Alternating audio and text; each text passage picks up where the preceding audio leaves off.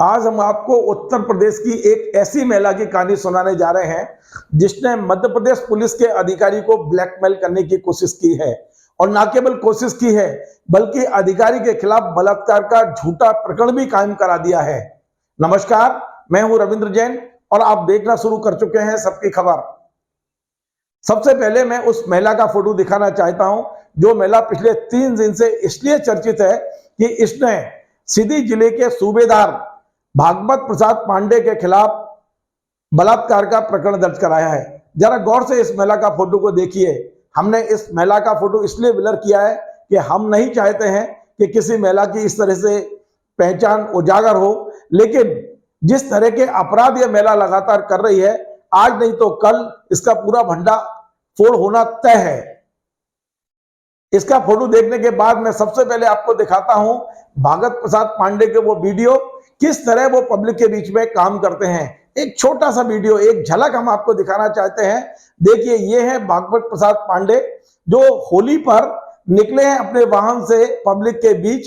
किस तरह मिलते हैं, किस तरह वो अपने वीडियो को यूट्यूब पर डालते हैं और देश में विदेश में ये व्यक्ति अपने वीडियो के कारण इसलिए चर्चित है क्योंकि यूट्यूब पर 10 लाख से अधिक इसके सब्सक्राइबर हैं और 41 करोड़ से ज्यादा लोग इनके वीडियो देख चुके हैं। देखिए भागवत प्रसाद पांडे के वीडियो की ये झलक। है ना? हैप्पी होली। हैप्पी होली। दो यार, मिठाई खिलाओ इनको, बच्चों को निकालो थोड़ा। और क्या चल रहा है जिंदगी में? दो। और सब सही है? सब सही है। कुछ सुना दो। हाँ? यातायात नियमों को निभाना, नशे में गाड़ी न चलाना, एक लड्डू उठाना, एक लड्डू उठाओ। देखो किसकी एक उठाना, 4 काउंट कर रहा है। एक उठाया है। उसको दो भैया को। यार चलो यार, वो तुम्हारे उस हाथ में भी लड्डू है, इस हाथ में भी लड्डू, उस हाथ में भी, ऐसे नहीं चलेगा। प्रणाम भैया, लीजिए लड्डू कोई खाइए। कर रहा है। और बच्चे कहाँ हैं? अभिषेक रसिक जिंदाबाद। सुना दो कुछ अभिषेक, अच्छा मौके पे आए हो। रंग डारा सुनरिया भौजी के। हाँ, क्या बात है, क्या बात। तो आपने देखा भागवत प्रसाद पांडे किस तरह लोगों से मिलते जुलते हैं। अब हम वापस आते हैं इसी महिला पर। यह महिला रहने वाली उत्तर प्रदेश के बनारस की है, लेकिन पिछले 2-3 साल से जब से कोरोना में भागवत प्रसाद पांडे ने इनकी मदद की है, तब से ये उनके पीछे पड़ी हुई है और लगातार इस बात का दबाव बना रही है कि वो उनसे शादी करें, उनसे फिजिकल रिलेशन बनाए, और यदि ऐसा नहीं करते हैं तो वो उलझा देंगे, फंसा देंगे, स्वयं आत्महत्या कर लेगी। इस तरह के तमाम सारी ठोस और प्रमाणित जानकारियां हमारे पास आई हैं। हम इस महिला की पूरी कहानी आज आपको सुनाने वाले हैं। पहले ये बता दें कि आज भागवत प्रसाद पांडे कहां हैं। मैं बता दूं कि 3 दिन पहले रीवा पुलिस अधीक्षक वेंकटेश राव के निर्देश पर अपने ही सूबेदार के खिलाफ रीवा के मेला थाने में एफआईआर दर्ज कर ली गई है और इस एफआईआर में जो फरियादी है वो यही महिला है जिसने कहा है कि भागवत प्रसाद पांडे ने शादी का लालच देकर मुझसे गलत कार्य किया, मुझसे बलात्कार करने की कोशिश की, बलात्कार किया भी। अब ये जो एफआईआर हुई है वो रीवा में हुई है। घटना स्थल सिद्धि का बताया जा रहा है। सिद्धि में पुलिस अधीक्षक साफ साफ कहना है कि वो इस मामले की जांच कर ही रहे थे, तब तक रीवा में यह प्रकरण कायम हो गया। यह पूरा मामला कांच की तरह साफ है क्योंकि भागवत प्रसाद पांडे का इसमें अभी तक कोई दोष नहीं है। हम सुनाते हैं एक वीडियो जो एफआईआर होने के कुछ घंटे पहले भागवत प्रसाद पांडे ने मीडिया से बातचीत करते हुए कहा है कि यह महिला एक बहुत बड़े षड्यंत्र का हिस्सा है और लगभग 50 लाख रुपए की मांग उनसे की जा रही है। सुनिए भागवत प्रसाद पांडे ने मीडिया से क्या कहा। मामला है पूरी तरह से निराधार है और ये सारे आरोप साजिश के तहत लगाए जा रहे हैं जिनका बहुत जल्द खुलासा हो जाएगा और ये पूरा जांच के अधीन है और एक बहुत बड़ी साजिश है और एक बहुत बड़ा रैकेट भी है इसके पीछे, ऐसा प्रतीत हो रहा है। जो साक्ष्य मैंने जुटाए हैं वो साक्ष्य जुटा करके दे दिए हैं और मेरे नाम से कूटरचित दस्तावेज़ों को बनवाया गया और बहुत बड़ी एक साजिश अगर हम कहें तो इसमें है। और जिस तथाकथित महिला की बात आप कर रहे हैं और उसके बारे में जब ये सारी चीज़ें पता चली कि इसका पुराना बैकग्राउंड क्या है, जो कि कुछ मीडियाकर्मी भाइयों के पास पहुंच भी चुका है और मैं ज़्यादा इस पर चर्चा नहीं करूंगा, पर ये बहुत ही बड़ा मामला इसलिए भी है क्योंकि महिलाओं को प्राप्त अधिकारों का दुरुपयोग करने का इस पर जो है पूरा प्रयास किया जा रहा है। आपको बदनाम कर रही है? जी हाँ, बदनाम करके वो भयादोहन का है, पूरा एक्सटॉर्शन का मसला है कि आपकी छवि हम खराब कर देंगे, नहीं तो आप हमको जो है तो 50 लाख रुपए दीजिए, या और भी चीज़ें जो भी चीज़ें हैं, सारे तथ्य सामने आ जाएंगे। तो आपने सुना, पांडे जी का साफ कहना है कि एक बड़ा षड्यंत्र उनके खिलाफ हुआ है, वो एक बहुत गहरी साजिश है, एक बहुत बड़ा गैंग इस मेला के साथ काम कर रहा है। तो ये मेला कौन है, क्या है, हम उस पर थोड़ा सा विस्तार से आपको बताना चाहते हैं। बनारस की रहने वाली हेमलता शर्मा नाम की इस मेला के कई नाम हैं। इसने अपना नाम हेमलता शर्मा भी बताया है, हेमा भी बताया है, कहीं कहीं गीता पांडे बताया है, कहीं हेमलता पांडे बताया है। अलग अलग दस्तावेजों में अलग अलग नाम इसके मिलते हैं। सबसे बड़ी बात है कि फेसबुक पे इसने जो अपना पेज बनाया है वो गीता पांडे के नाम से बनाया है। बनारस की रहने वाली इस महिला ने कुछ दस्तावेजों में अपनी उम्र 1985 बताई है, कुछ में अपनी उम्र 1981 बताई है, कुछ में 1997 बताई है और कुछ में 1995 बताई है। लेकिन बड़ी आश्चर्यजनक बात यह है कि इस महिला के बारे में अभी तक जो जानकारी मिली है वो ये मिली है कि इसकी शादी 1997 में अनिल कुमार नामक व्यक्ति से हुई थी, जो बॉम्बे में रहते थे। इसने कई जगह अपने पते बॉम्बे के बताए हैं और कई जगह बनारस के बताए हैं। तो मैं बता दूं कि 1997 में इसकी शादी अनिल कुमार से हुई थी। बाद में 2007 में उनका निधन हो गया। निधन के बाद में इसने सबसे पहला आरोप अपनी सास, ननद और अपने पड़ोसी पर लगाया। बनारस के राजेश यादव पर इसने आरोप लगाया था। ये मैं बता दूं, 16 मार्च 2019 को पहली एफआईआर इस महिला ने अपने पड़ोसी राजेश यादव पर लगाई और आरोप यह लगाया कि रात में उसकी साड़ी फाड़ दी, उससे छेड़छाड़ की और इस काम में उसकी सास और उसकी ननद ने मदद की।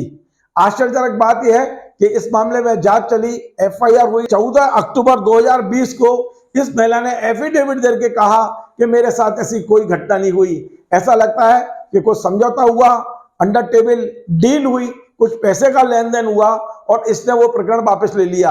इसके बाद में इसको लालच आया, ऐसा लगता है कि इसको लालच आया और इसने उत्तर प्रदेश भदोही जो है वहां के विधायक हैं रविंद्रनाथ त्रिपाठी और उनके रिश्तेदार संदीप त्रिपाठी, सचिन, चंद्रभूषण, दीपक, प्रकाश और नीतेश, इन पर ये बलात्कार का आरोप इस महिला ने लगाया और 2020 में भदोही थाने में जाकर इसने एफआईआर दर्ज करा दी।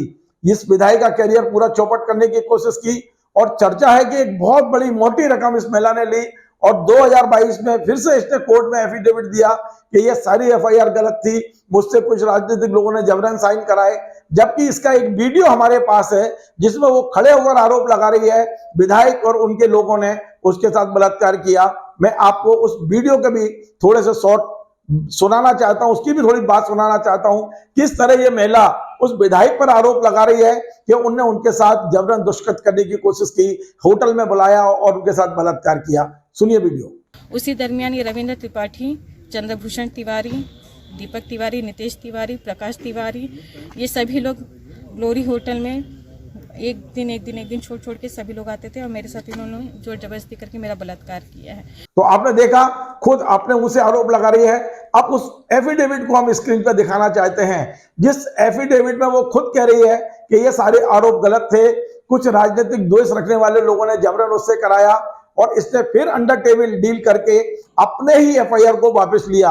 अब इसने तीसरा शिकार ढूंढा मध्य प्रदेश में। 2020 में जब पूरा देश कोरोना की चपेट में था तब ये महिला सिधी आई और सिधी के जो सूबेदार हैं भागवत प्रसाद पांडे, वो लोगों की मदद कर रहे थे। इस महिला की भी उन्होंने मदद की। इस महिला ने कहा कि वो गरीब है, उस पर दवाइयां नहीं है, उस पर कोई सामान नहीं है खाने पीने का। उसकी तमाम सारी जब इन्होंने मदद की तो मदद के बहाने ये लगातार उनके संपर्क में रही और बड़ी बात यह है कि उन्हें फोन करती रही और अपने प्यार का इजहार करती रही।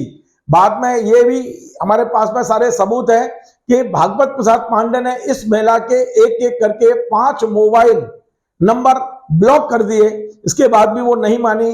कुछ ऑडियो हमारे पास में है जिसमें महिला खुद सूबेदार से कह रही है कि मैं आपसे फिजिकल रिलेशन बनाना चाहती हूं, मैं आपसे शादी करना चाहती हूं, मैं आपके प्यार में पागल हो चुकी हूं। और पांडे जी लगातार उसको समझा रहे हैं कि वो अपनी पत्नी के साथ खुश हैं, वो अपने बच्चों को नहीं छोड़ सकते। जो भी पुलिस विभाग से मिला हुआ टाइम है वो अपने परिवार को देना चाहते हैं। मैं आपकी मदद तो कर सकता हूं, लेकिन आपके साथ किसी प्रकार के संबंध नहीं बना सकता। वो आत्महत्या की भी धमकी दे रही है। ये सारे वीडियो आज हमारे पास में उपलब्ध हैं, जो भी प्रमाण के रूप में पांडे जी ने वहां पुलिस विभाग को सौंपे हैं। पर यह महिला नहीं मानती है, और जब भागवत प्रसाद पांडे उसके साथ फिजिकल होने के लिए मना कर देते हैं तो ये महिला फिर एक शिकायत करती है सीधी थाने में और कहती है कि भागवत प्रसाद पांडे ने शादी का लालच देकर उसके साथ बलात्कार किया। ये तीसरा शिकार भागवत प्रसाद पांडे को बनाने की कोशिश करती है, लेकिन पांडे जी ने इसकी पूरी डिटेल इकट्ठे की और पुलिस विभाग को सौंपी। पुलिस अधीक्षक जो है सिद्धि के, वो इस सब चीजों की जांच ही कर रहे थे, तभी ये महिला अचानक रीवा पहुंचती है और रीवा में आईजी वेंकटेश राव को शिकायत करती है। कहती है कि आपके सूबेदार ने मेरे साथ गलत काम किया है, शादी नहीं कर रहे हैं, शादी का लालच उन्होंने दिया है। और ये कहकर वो आईजी को जब शिकायत करती है तो आईजी बगैर किसी जांच के महिला को सीधे रीवा के महिला थाने भेजते हैं और वहां पांडे जी के खिलाफ बलात्कार की एफआईआर दर्ज हो जाती है 0 पर, जिसे जांच के लिए अब सीधी भेज दिया गया है। आप सोचिए किस तरह से पुलिस विभाग अपने ही अधिकारी को उलझा दिया। एक ठग महिला जिसके बारे में कोई जांच नहीं की गई, जिसके तमाम सारे दस्तावेज उपलब्ध हैं, जिसके बारे में ये लगभग तय हो चुका है कि ये ठगने का काम करती है, इसके बाद भी उसकी बगैर जांच के अपने ही विभाग के अधिकारी के खिलाफ एफआईआर कर दी जाती है। अब मैं बताना चाहता हूं कि इस महिला का जो निर्वाचन कार्ड है, जो मतदाता पत्र है, उस पर इसकी उम्र डली हुई है 1/1/2003 को 22 साल की। 1981 में इसका जन्म बताया जा रहा है। इसके बाद में इनका जो आधार कार्ड है वहां इसकी उम्र डली हुई है 8 अगस्त 1996। नाम मतदाता सूची पे इसका नाम लिखा हुआ है हेमलता, पति अनिल, जबकि आधार कार्ड पे नाम लिखा है हेमलता पुत्री विजय शर्मा। ये दोनों अलग अलग, इसकी मतदाता सूची पे इनका जो पता है वो बनारस का डला है और आधार कार्ड पे जो पता है वो मुंबई का डला हुआ है। बड़ी आश्चर्यजनक बात यह है कि सिद्धि में आने के बाद ये महिला मध्य प्रदेश का स्थायी निवासी प्रमाण पत्र भी बनवा लेती है। एक फर्जी एफिडेविट जो हम अभी स्क्रीन पर दिखा रहे हैं, इस एफिडेविट को इस महिला ने वहां कलेक्ट्रेट में दिया और कलेक्टर कार्यालय ने इस महिला का फर्जी निवास प्रमाण पत्र बना दिया। आश्चर्यजनक बात यह है कि इस महिला ने स्थायी निवास को जो प्रमाण पत्र बनवाया है उसमें स्वयं को हेमलता पांडे बताया है और पति के स्थान पर भागवत प्रसाद पांडे यानी कि जो सूबेदार हैं मध्य प्रदेश पुलिस के, उनका नाम और उनका पता लिखवाया है। बड़ी आश्चर्यजनक बात है कि बगैर किसी कागजों को चेक किए हुए उत्तर प्रदेश की इस ठग महिला का मध्य प्रदेश में स्थायी निवासी प्रमाण पत्र पूरा बन जाता है, कलेक्टर कार्यालय जारी कर देते हैं और ये इस स्थायी निवास प्रमाण पत्र को लेकर आरटीओ कार्यालय जाती है और जहां इसका 26/3/2021 को ड्राइविंग लाइसेंस भी बन जाता है। हम स्क्रीन पर दिखा रहे हैं कि किस तरह से इसका ड्राइविंग लाइसेंस बन गया, स्थायी निवास प्रमाण पत्र बन गया और अब इसने अपने आप को सूबेदार की पत्नी के रूप में वहां पर कहना शुरू कर दिया कि मैं पत्नी हूं, जबकि उनके घर में पहले से पत्नी मौजूद है। इसी बीच में एक घटना यह होती है कि उनका पूरा परिवार भयभीत हो जाता है इस महिला से और पूरा परिवार भयभीत होने के बाद उनकी पत्नी और भागवत प्रसाद पांडे हाई कोर्ट की शरण में जाते हैं और हाई कोर्ट में जाके बताते हैं कि 2020 में कोविड के दौरान हमने इस महिला की केवल मदद की थी और उसके एवज में ये महिला लगातार ब्लैकमेल कर रही है, शादी का दबाव डाल रही है। तो हाई कोर्ट अपना आदेश जारी करता है। हम ये हाई कोर्ट का आदेश आपको दिखा रहे हैं। ये मध्य प्रदेश हाई कोर्ट का आदेश है जिसमें साफ साफ कहा जाता है कि भागवत प्रसाद पांडे जी जाएं पुलिस में और अपना आवेदन दें और पुलिस विभाग इनकी सुरक्षा सुनिश्चित करे। यानी इस महिला से सुरक्षा देने की बात हाईकोर्ट खुद पुलिस विभाग को देता है, लेकिन पुलिस विभाग सुरक्षा करने के बजाय अपने ही सूबेदार के खिलाफ किस तरह एफआईआर करता है। बड़ी चौंकाने वाली बात है ये, बड़ी आश्चर्यजनक बात है ये। एक और जानकारी मैं बता दूं कि कोविड के दौरान ये महिला किसी तरह भागवत प्रसाद पांडे के घर पहुंची थी। उनके दोनों बच्चों के साथ उसने फोटो खींच लिए थे, सेल्फी ली थी और बाद में इन्हीं फोटोओं से उसने फेसबुक पर एक आईडी बनाई गीता पांडे के नाम से और भागवत प्रसाद पांडे के दोनों नाबालिग बच्चों को अपना बच्चा बताते हुए और स्वयं को भागवत की पत्नी बताते हुए वहां अपना नाम इसने गीता बताया है, एक फेसबुक आईडी भी बनाई है। आप सोचिए कि इस महिला का दिमाग किस तरह चलता है। लोगों का ये कहना है कि ये अकेली नहीं है, इसके पीछे एक गैंग ऑपरेट होता है। जिस गैंग ने विधायक को ब्लैकमेल किया, जिस गैंग ने राजेश यादव को ब्लैकमेल किया, वही गैंग कहीं ना कहीं ये जो भागवत प्रसाद पांडे उन्हें लगभग 2 साल से ब्लैकमेल करने की कोशिश कर रहा है। स्वयं भागवत प्रसाद पांडे ने मीडिया के सामने आके कहा है कि ये 50 लाख की डिमांड मुझसे की जा रही है। एक मध्य प्रदेश पुलिस का सूबेदार जो ईमानदार भी है, जो सक्रिय भी है, जो बहुत ज्यादा लोकप्रिय भी है, वो 50 लाख रुपए एक महिला को कैसे दे सकता है, सवाल ये है। लेकिन ये महिला लगातार कोशिश कर रही है। ये मध्य प्रदेश पुलिस का बड़ा दुर्भाग्य है कि मध्य प्रदेश अपने ही अधिकारी के साथ खड़ी नजर नहीं आ रही है। आज की तारीख में भागवत प्रसाद पांडे के खिलाफ FIR है। यद्यपि ये बात सही है कि सीधी पुलिस अधीक्षक का झुकाव अपने अधिकारी के तरफ है, वो लगातार जांच कर रहे हैं। उन्होंने भी एक बयान दिया है, हम सुनवाते हैं। उनका कहना है कि अभी पूरा मामला जांच में है, किसी प्रकार की कोई गिरफ्तारी या अभी तक नहीं हुई है, ना ही होने की संभावना है। लेकिन क्या कहते हैं पुलिस अधीक्षक, इसको भी सुन लीजिए।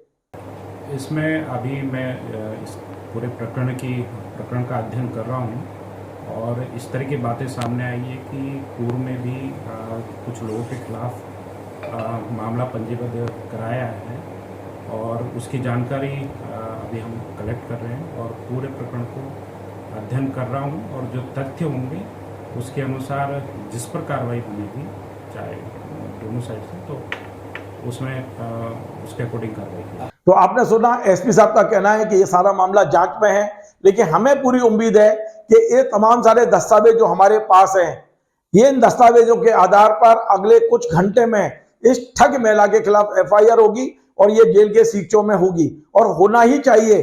कोई महिला होने के नाते इस तरह से यदि लोगों को ब्लैकमेल करती है, इस तरह से यदि ठगने का काम करती है, तो निश्चित तौर पर यह समाज में एक बहुत बड़ी विकृति होगी और महिलाओं पर होने वाले जुल्म, जो वास्तव में जो जुल्म होते हैं, उसे भी लोग उसी दृष्टि से देखेंगे। महिलाओं के लिए सरकार ने जो कानून बनाए हैं, महिलाओं के लिए जो सुविधाएं दी गई हैं, उसका दुरुपयोग यदि कोई करता है और उसके आपराधिक कार्य करता है उसको लेकर, तो निश्चित तौर पर इस मामले में भी अब कठोर नियम बनने की आवश्यकता है, बनाने की आवश्यकता है। कठोर नियम होना ही चाहिए। यदि कोई महिला इन कानूनों का गलत उपयोग कर रही है, तो भविष्य में उसके लिए कानून लागू ना हो, इस तरह की तो बात सरकार कर ही सकती है। आपको हमारा ये कार्यक्रम यदि पसंद आए, आप इसे शेयर करें, लाइक करें, इस पर कमेंट करें और आपसे निवेदन है हमारे इस चैनल को सब्सक्राइब अवश्य करें। धन्यवाद।